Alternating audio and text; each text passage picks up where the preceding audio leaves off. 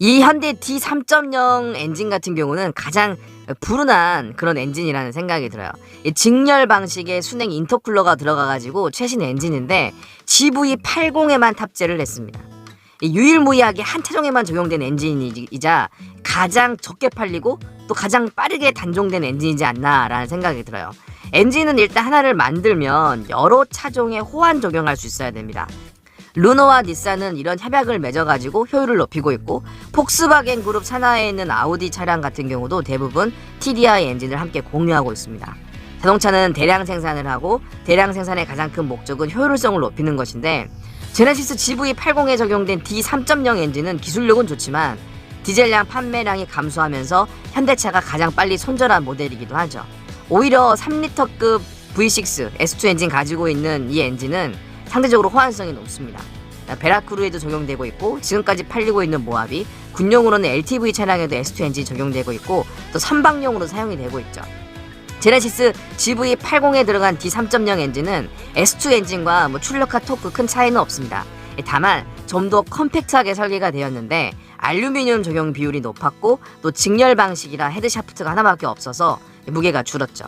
현대가 이 엔진을 개발하는 이유는 유럽, 독일 3사에서 대개 직렬 3기통 엔진을 가지고 있었기 때문입니다. 벤츠 S클래스, 그 다음에 BMW 7시리즈, 아우디 A8각 같은 대부분의 대형 세단이 이 디젤 엔진을 주력으로 하고 있었고, 대형 SUV인 벤츠 G클래스, BMW X7, 아우디 Q8도 디젤이 기본이었습니다. 좀 늦긴 했지만 현대 기아 차량이 디젤 차량으로 승부를 볼 생각이었고, 아마도 이렇게 디젤 차가 빠르게 몰락할 거라는 생각을 못했던 것 같습니다.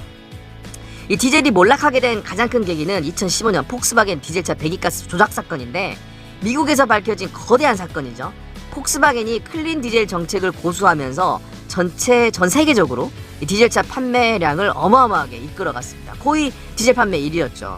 아무리 생각해도 디젤에서 발생하는 질소 산화물 때문에 디젤차를 기술적으로 생산을 못하고 있었는데, 미국과 일본은 아마도 의심을 하고 있을 수밖에 없었을 것 같습니다.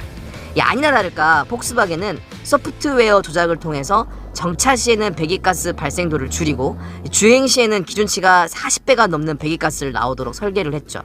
배기가스 검사를 정차된 상태에서 한다는 허점을 이용한 건데, 이렇게 되면서 폭스바겐의 디젤의 명예는 바닥으로 떨어졌고, 무려 1100만 대 정도가 문제가 되는 차량이 되었고, 미국에서는 21조가 넘는 벌금을 때릴 수밖에 없었습니다.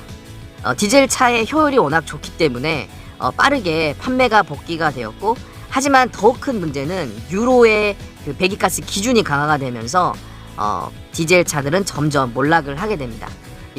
이 배기가스 기준이 유로 1부터 7까지가 있는데, 한 단계가 인상될 때마다 거의 제곱 수준의 배기가스 배출량을 줄여야 합니다.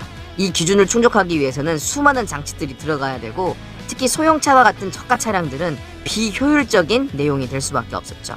여기에 발맞춰서 하이브리드 기술과 전기차 기술이 늘어나게 되면서 점점 디젤차는 사양길의 길로 빠지게 되었습니다.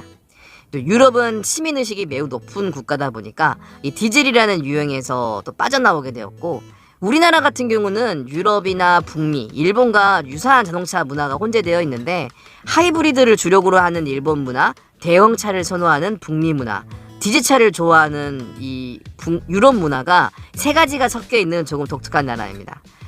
디젤차가 갈수록 줄어들 것인 건 분명하지만 2050년까지는 탈 수 있기 때문에 디젤 값이 심각하게 오르지 않는 이상 큰 문제는 없을 것 같습니다.